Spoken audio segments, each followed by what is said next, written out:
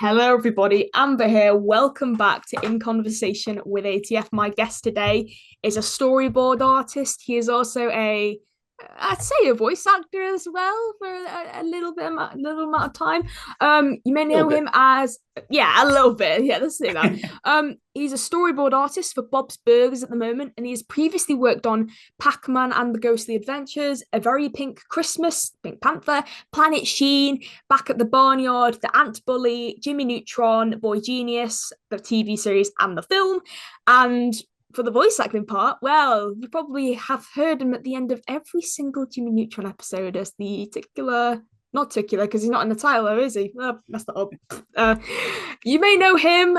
You may have heard him at the end of every single Jimmy Neutron episode as the three-eyed monkey who turns to the camera and says, Hi, I'm Paul.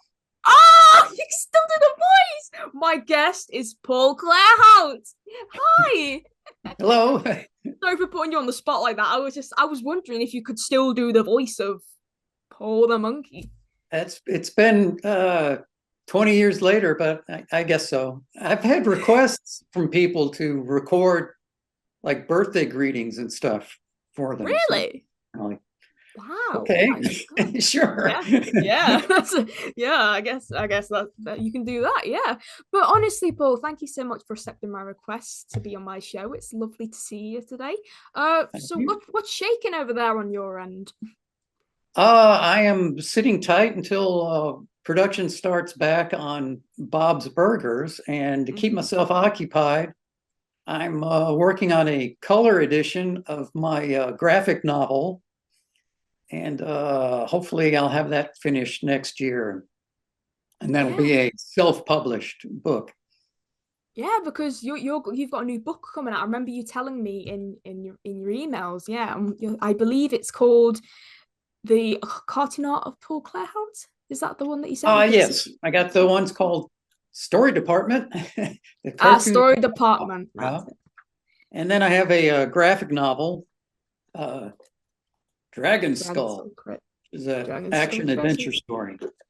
Wow. So, of course, I like to start obviously with your books. So how did you come up with the premise of Dragon Skull? What made you want to write a fictional novel compared to obviously the story department art book that you've also got coming out?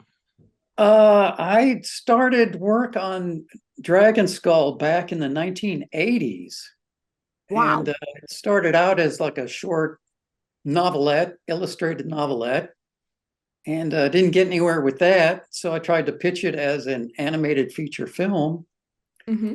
and didn't get anywhere with that. So then I thought, oh, I'll do it as a graphic novel, and did a version of that back in the early 2000s, and nothing happened with that.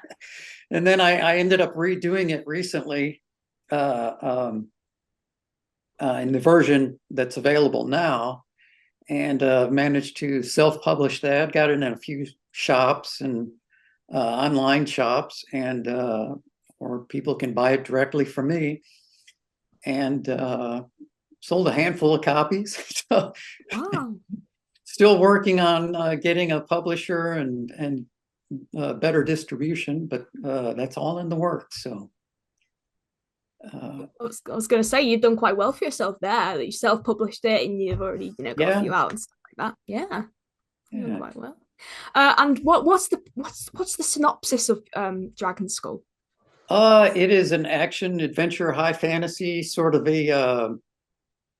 If you're familiar with Earthsea by Ursula Le Guin, or I sometimes I'll describe it as a Game of Thrones, but without the dirty stuff. So it's more friendly for all ages. So, but it's got a dragon in it, and it's a mysterious island and lost treasures and all that kind of stuff in it. So, and it's a Wow. 200-page graphic novel, Wow. and soon to Wow. be in full color on top of that Wow. next year.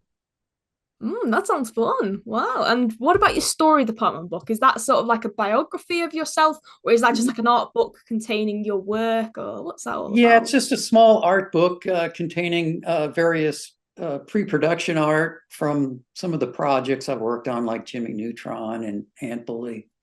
And it's got some unpublished illustrations and short comics that I wrote that I didn't know what else to do with, so I stuck them in this book.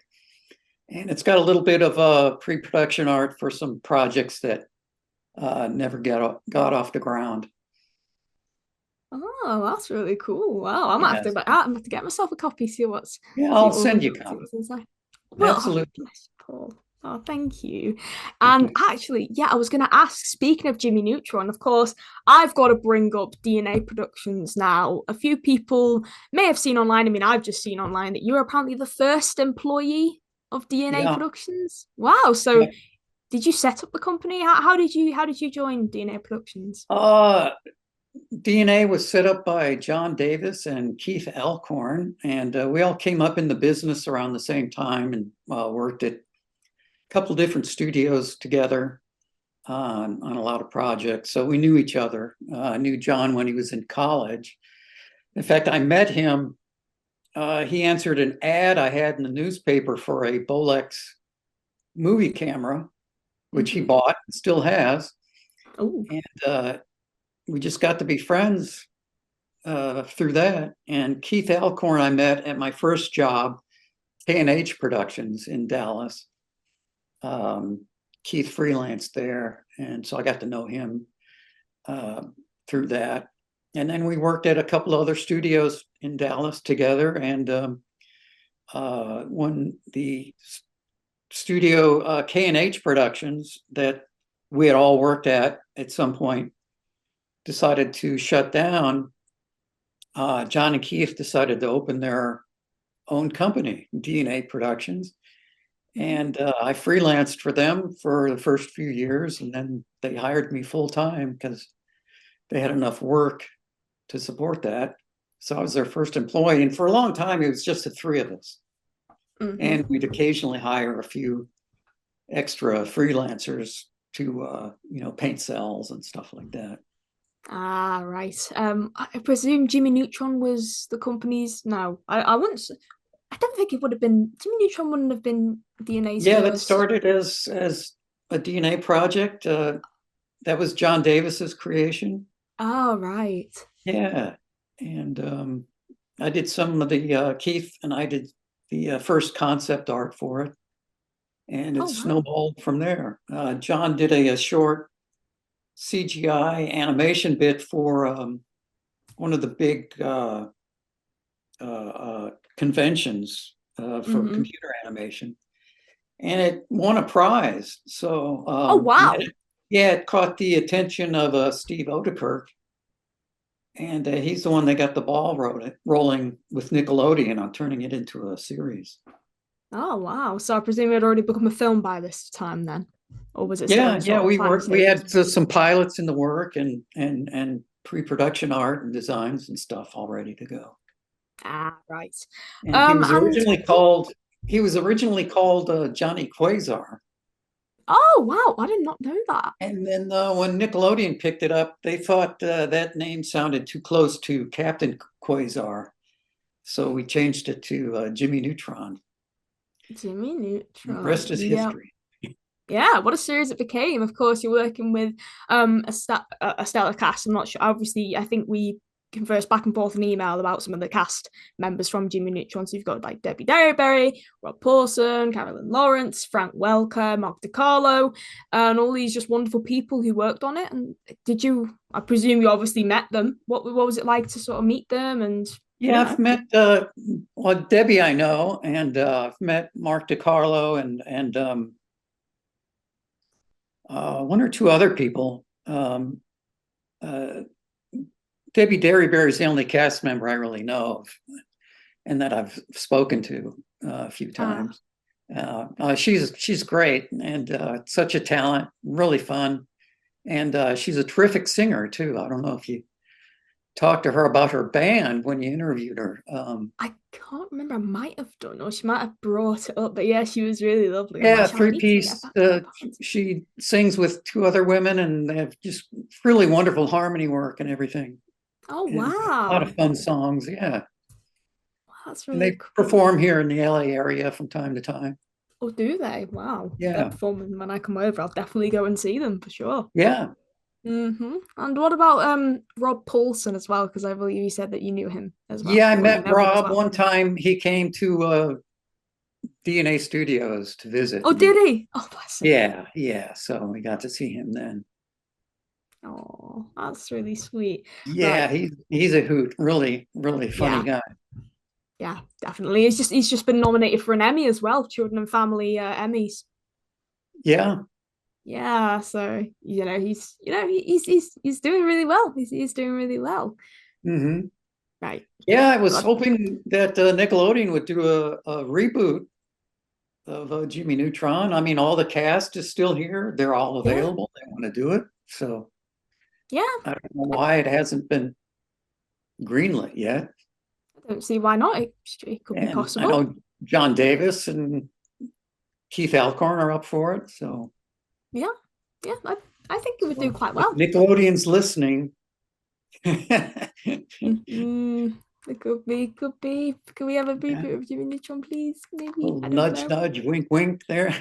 Little puppy dog eyes. Yeah. Yeah. Right. Okay. I've got to mention it now. Paul the monkey. So, of course, as I mentioned earlier, everybody knows Paul the monkey from DNA Productions. He would wave at the camera and say, "Hi, I'm Paul." And just it just went, viral a few years back and stuff. And I love how the tree trunks are like sort of like DNA helixes. Yeah. I love that detail. So how did I presume Paul is the mascot of DNA Productions? How did Yeah. he come about? Originally, we had a mascot called Helix the cat, which I Oh, did some animation, 2D animation, and on our demo reels and stuff. And mhm. I guess when we converted more into doing CGI, they wanted a new mascot to reflect that. So Keith Alcorn and John came up with Paul. And the voice, I think I recorded that for something else that Keith was going to do. And we were doing testing the mic levels. And I was just goofing around doing my Gomer Pyle impression. And I said, "Hi, I'm Paul." And a few months later, Keith comes and says, "Hey, come here. I want to show you something." He showed me the Paul the Three-Eyed Monkey thing with that clip in it. And I was like, "Oh, okay. This looks fun." Yeah, just slip it on in that. And of course, like, all the different variants and stuff. Obviously, you had like the two monkeys you said, "Hi, we're Paul," and then the one where Paul isn't even there. So it's just like, Paul. And that what's even sadder is that's on the last episode, the final ever episode of Jimmy Neutron. I And did a then bunch in foreign languages too, but I don't think they got used. oh wow, I Uh, think the Spanish Nickelodeon, I did one for sure in Spanish, yeah. and I did Cantonese, Mandarin, Dutch, and Japanese, which are the only languages I knew how to say "Hi, I'm Paul" in. And Wow. but I don't think they got used. I know Nickelodeon did their own Spanish version. I don't know who they got to do it, but they didn't Ah, use right. ours, which I was really disappointed in. All Shame right, so on that all right, I was gonna say, so that's not you then, because I know there's the normal one, there's the them. reverse version, there's the one where Yeah, Paul's not even that's all there. me. Yeah, There's the twin one, and then you've got the Spanish one who's got a mustache and he's like, "Hola, soy Pablo." That's not yeah, you. that one's not me. Although I did a Oh, do voice for that. oh wow. And then of course you got the one where he's like, he doesn't even speak, he's like, "So what do you want me to say again?" I think People that love was that. me too. Yeah, people commented on YouTube saying that they love that because it sounds so genuine as well. And then the other one where he's like, "Hi, line." Just Yeah. wow. So how come? Well, I mean, obviously there is a reason for why there was many variants, but how come there was variants as well? Were they just like for laughs, or what I sort of think they came just, around? yeah, just for laughs. They just wanted to have some fun with it. So uh, I just went in the booth and Keith told me what to say, and that was it. Wow, that's so cool. And I don't think Paul was really, I don't think he was used that much after that. He was only really used at the end of Jimmy Neutron. He wasn't Yeah, used in that's anything all he was else. used for. Um, Yeah.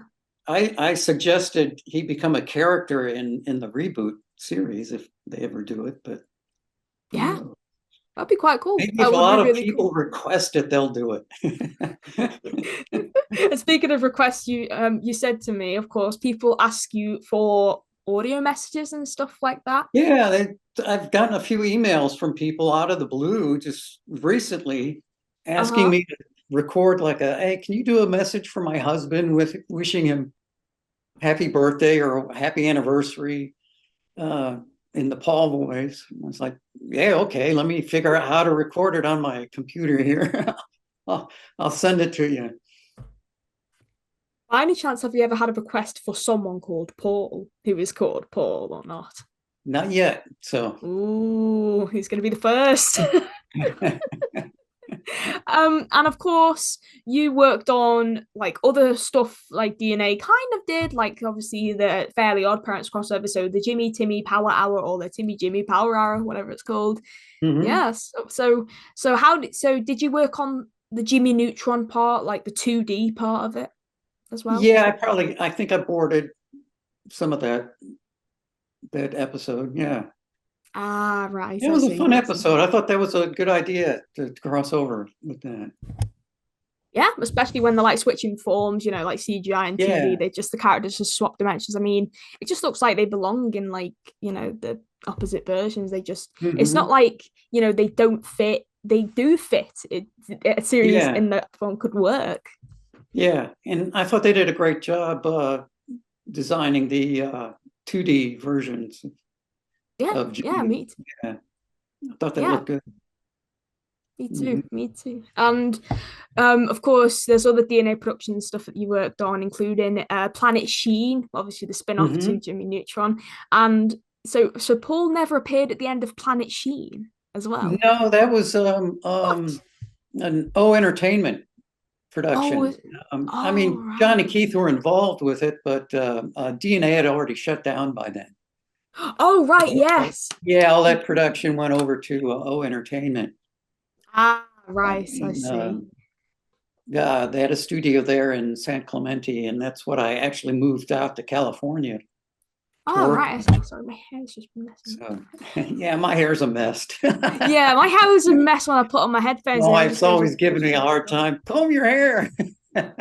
Yeah, I was saying with It me, has a like mind of I its just like to own. keep it. So, My hair's like really long, so I just keep it in a ponytail now because uh, I'm just like it just molts everywhere. It's really annoying, but it's long and I kind of like it long, so yeah, it's all right. So, um, yeah, DNA had already shut down by then. I see. I didn't yeah. realize that. Mhm. Of course, DNA did the film The Ant Bully, if that's Yeah. right. Yeah, that Yeah. was their last project. We had a third feature in the works called Seahorses. Oh, wow. And yeah, that ended up not getting made, so which is too bad. We did some really beautiful pre-production art on it, so it was going to be a really nice looking film. Oh, is there any way I can see concept art of it? Is it online at all? There might be some of it floating around. I know Bob Eggleton, who's an illustrator, does a lot of book covers and stuff. He did concept work on Ant Bully and the Jimmy Neutron movie, and he did a Mhm. lot of concept art for Seahorse. So he might have some of that. Otherwise, I'm sure John Davis has a bunch of it. Yeah, that's perfectly Yeah. fine. Yeah, So I'll have a look. I'll have a hopefully, look later. yeah, Mm. hopefully he'll share some of it with folks. I'd like to see it again myself. So Yeah, yeah. I think it's probably really good. Yeah. So, What was exactly, if you don't mind me asking, the reason for DNA Productions shutting down? I've seen online it's because of the failure of the Ants Bully at the box office. So is that what happened, or is there another That story? might have been part of it. I know Warner Brothers didn't market the film very well, um, Mm. which is why it didn't do too well in the box office. I mean, it has a big, somewhat of a following. Um, I posted some storyboards from it on my YouTube channel, and Oh, you get a lot of nice compliments from people on it. So, I mean, it does have a fan following. yeah, I've noticed that with a lot of these old, classic cult films that they didn't do well at the box office, but then like all these years later, they've got like a massive cult following and they just become really popular and stuff. Like they're so popular.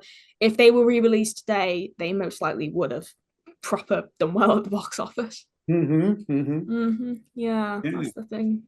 Yeah. So actually, I'd like to talk to you about some other stuff that you've done that isn't, O Entertainment or DNA Productions. Of course, got to Okay. bring up another popular thing, like Hi, I'm Paul, all over the internet memed Pac-Man and the Ghostly Adventures. And I believe it was just one episode that you worked on. I worked on the pilot for it. Yeah. The pilot. Oh, right, okay. It just said on IMDb one episode. I was like, oh, that could be a good talking point. So, Yeah. what was the pilot sort of like? Was it how it is today, or is it was it something completely different? I never saw the finished show. It was I did it for a Japanese company that's here in Los Angeles, Mm-hmm. and they were one of the nicest clients I ever worked for. They were so easy to work with. They liked all my boards, very few changes or revisions, and I hope they liked what I did. So, and I have storyboards for it on my website. Um, So yeah, it was great to work on, and I like the company that did it. So Yeah. um, yeah, I never saw the finished show or anything. So I'll Oh, have to right. look that up and see how it turned out. Yeah, yeah. I'm It does assuming sound the interesting. pilot ended up being one of the episodes. So I'm not sure. I'll probably have to check for you and report back over email. yeah, if folks want to look at the storyboards for it on my website and let me know if that looks like one of the episodes. Yeah, Yeah, yeah. it'd be good to know. So what you're working on at the moment is Bob's Burgers, and of course it's Yeah. just finished its 13th season, going into 14th, I believe. Uh-huh.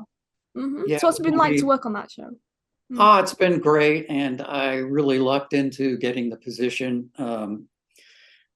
Someone recommended me to them. They needed a board artist to start right away, and I said, sure. So, like, I had to go down there the next day and start. I didn't know anything about the show, hadn't seen it, and it took me a while to figure out how to draw the characters and stuff.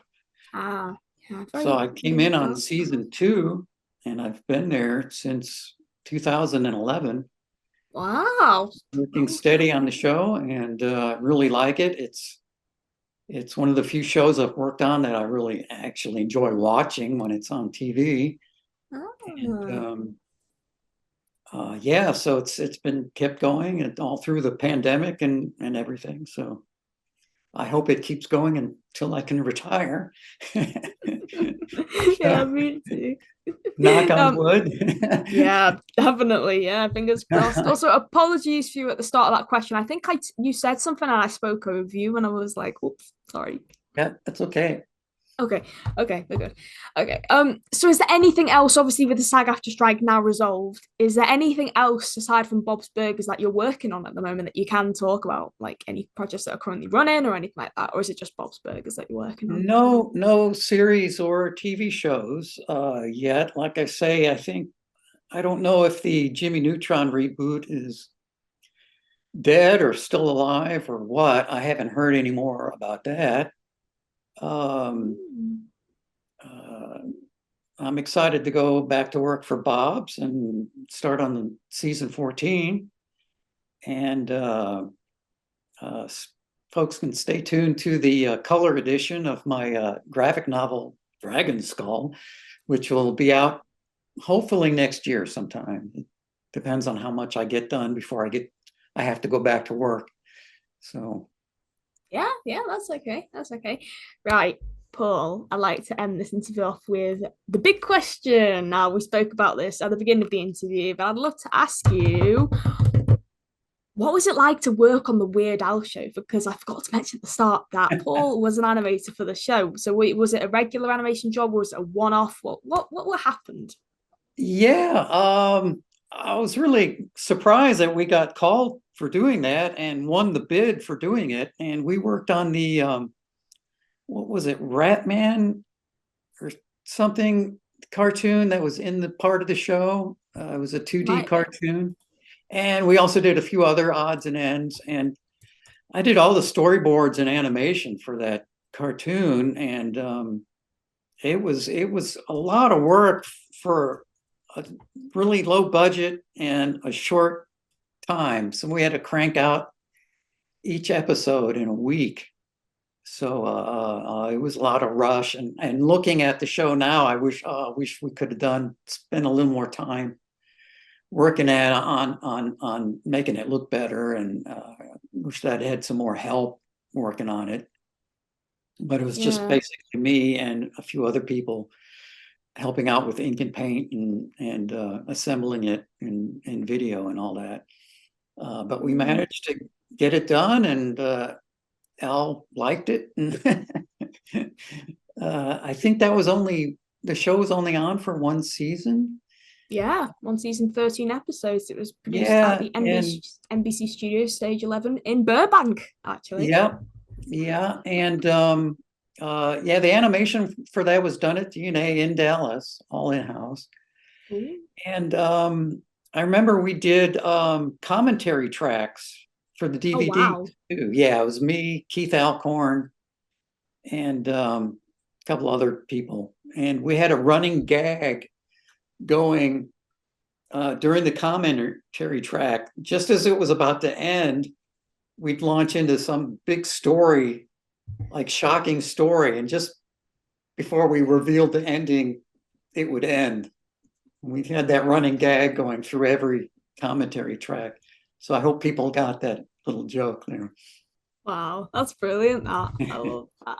Also, I had a look up on the Weird Al show. It's called Fat Man. It was Weird Al as a fat superhero. Yeah, that's right. Adventures of Fat Man. Yeah, I got it confused with another animation that we did called Ratman and Frisky, which was a parody of the Howard Stern show. And that was brought to us by this guy who did a really good Howard Stern impression.